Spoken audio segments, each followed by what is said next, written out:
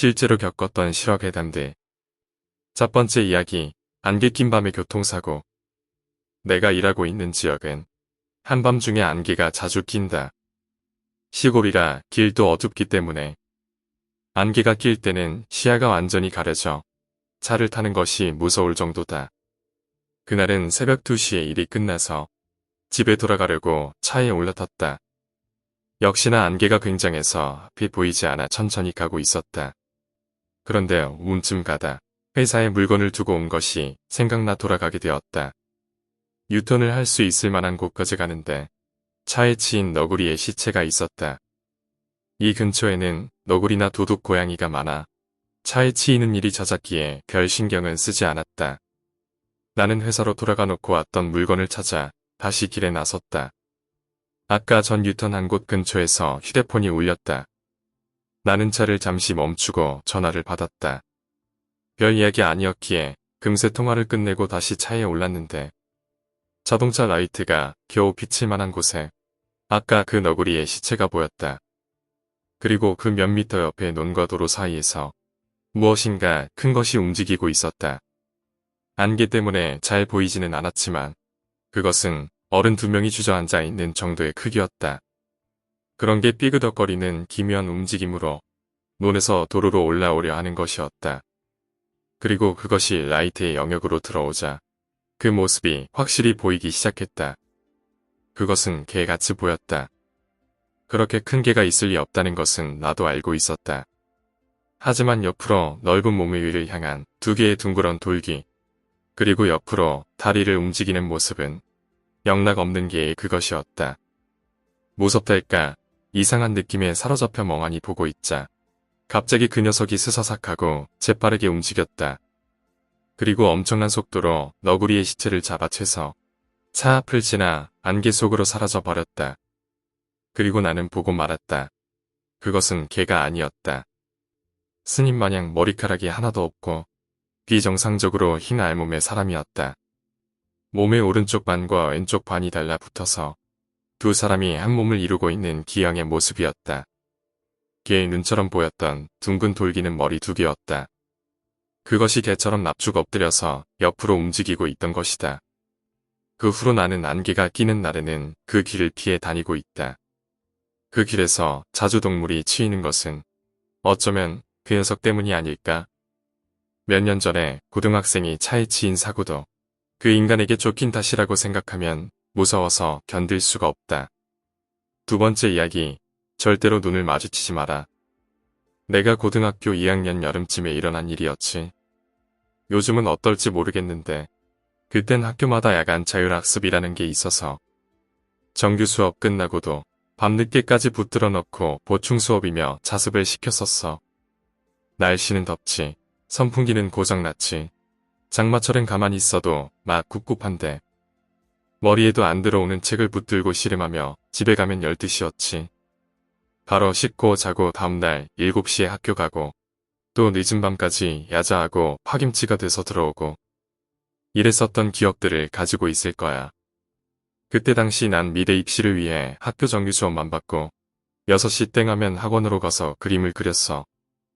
예체능 계열 학생들이라면 알겠지만 정규 수업만 받고 보충 수업을 안 받는다고 좋은 게 아니야. 남들보다 2배로 더 하지 않으면 공부도 그림도 뒤따라 갈 수가 없었거든. 그런데 하루는 담임 선생님이 나보고 남들 다 야자하는데 너만 빠져서 놀러 가니까 좋냐라는 식으로 대뜸 그러시는 거야. 황당하기도 하고 억울하기도 하고 그때 왜 내가 야자 안 하는 게 보기 싫으시면은 야자하면 될 거 아니에요. 라고 대뜸 말했는지 몰라. 물론 반항하는 거냐고 몇 대 맞긴 했지만 난 분해서 며칠 동안 학원에 안 가고 다른 애들처럼 야자를 했어. 그렇게 한 이틀 정도 지나고 나서 다음 날도 여느 때랑 마찬가지로 야자를 마치고 나니 11시가 조금 넘었더라고. 집이 같은 방향인 친구 2명하고 같이 집을 가는데 왜인지 그날따라 거리가 무척이나 한산한 거야. 그럴 때 있잖아. 아무도 없는 거리에 나만 걷고 있는 듯한 느낌. 물론 친구들하고 있어서 겁은 안 났어. 녀석들하고 이런저런 얘기들을 하면서 걸어갔지. 얘기라고 해도 그때 당시 고딩 남자애들 관심거리가 몇 개 없었어. 지금처럼 인터넷이 발달되어서 게임 이야기를 하는 것도 아니었고 그냥 남의 여자친구 이야기나 누가 담배 피다 걸렸다더라. 민증검사 안 하는 술집을 발견했으니 언제 같이 가자. 라든가 시시콜콜한 이야기들이었어. 그렇게 길을 가다가 횡단보도를 건널 차례가 된 거야. 그런데 횡단보도 건너편에 어떤 여자가 서 있는 게 보였어. 안 그래도 한산하던 길이었는데 건너편에 어떤 여자가 서 있는 걸 보니 내심 안심되기도 하고 또 그 여자가 멀리서 봤을 때 이뻐 보였었거든. 팔짱을 낀 채로 서서 우리 쪽을 보는 건지 아니면 그냥 무심히 서 있는 건지 그때까지만 해도 그냥 그런가 보다 했는데 옆에 있던 친구가 대뜸한다는 말이 저 여자 이뻐 보이지 않냐? 그런데 좀 뭐랄까 싸하다고 할까 분위기가 완전 차가워. 너도 그렇냐? 나도 그런 생각했는데 왠지 좀 기분 나쁘다고 해야 하나? 야심한 밤에 인적 없는 거리를 걷다. 갑자기 만난 한 사람에게서 왠지 모르게 느껴지는 묘한 이질감. 같은 공간에 있지만 전혀 그런 느낌이 들지 않는 기분이 좋지 않은 느낌이었지. 암튼 우린 우리끼리 쑥덕거리며 그래도 우린 셋이고 저쪽은 하나인데 쫄 것 없다며 히히덕거리고 있었지. 그때까지도 그 여자는 팔짱을 풀지 않고 바로 서 있는 상태에서 무심히 앞만 보고 있었지. 이윽고 신호등이 빨간불에서 파란불로 바뀌고 우린 반대편으로 한 걸음씩 옮기기 시작했어. 그 여자도 마찬가지로 길을 건너고 있었지. 분명 똑바로 걷고 있는데도 팔짱을 풀지 않아서일까. 상체와 하체의 움직임이 약간 부자연스럽기도 하고 또 그 여자가 가까워질수록 점점 드러나는 무심한 그 표정. 어딘가 모르게 화가 난 것 같기도 하고 슬픈 것 같기도 하고 유난히 길어 보이는 머리카락이 바람에 흩날리는 모습까지도 왠지 모르게 오싹해졌지. 점점 우리와 그 여자의 사이는 좁혀져 갔고 우리 셋은 갑자기 싸해진 기분에 숨죽이며 아무 말도 못하고 앞만 보고 걸어갔어. 되도록 빨리 건너고 싶다는 생각뿐이었어. 그렇지 않으면 건너고 나서 뒤를 돌아봤을 때 이 여자가 칼 들고 쫓아오지는 않을까 하는 생각이 들었지.